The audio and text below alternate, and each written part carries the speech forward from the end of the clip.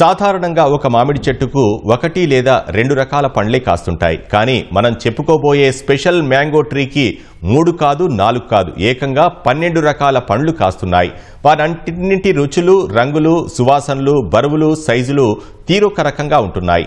50 గ్రామాల నుంచి మొదలుకొని 2 కేజీల దాకా బరువున్న మామిడి పండ్లు ఆ చెట్టుకు కాస్తున్నాయి. విభిన్న రుచుల మామిడికాయలను అందిస్తున్న ఆ చెట్టు గురించి తెలియాలంటే ఈ కథనాన్ని చూడాల్సిందే. గుజరాత్లోని అమరేలీ జిల్లా దిట్ల గ్రామంలోని ఉకాభాయ్ అనే రైతుకు చెందిన మామిడి తోటలో ఉన్న ఒక చెట్టు అందరి దృష్టిని ఆకట్టుకుంటోంది. ఋతువులతో సంబంధం లేకుండా అన్ని కాలాల్లోనూ 12 విభిన్న రకాల మామిడి పండ్లు కాస్తుండటం ఈ మామిడి చెట్టు ప్రత్యేకత.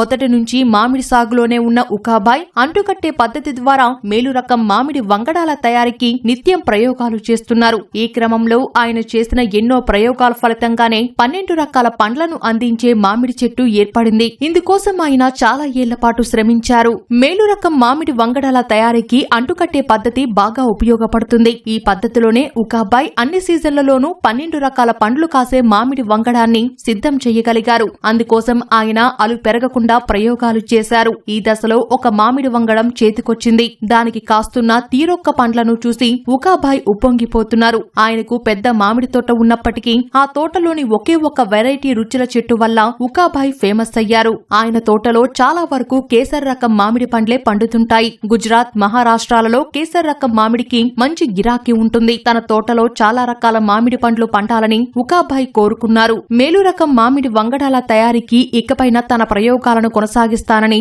ఉకాభాయ్ అంటున్నారు. మన దేశంలోని ఉత్తమ లక్షణాలు కలిగిన మామిడి మొక్కలను సేకరించి ఆ దిశగా కసరత్తును ముమ్మరం చేస్తానని వెల్లడించారు.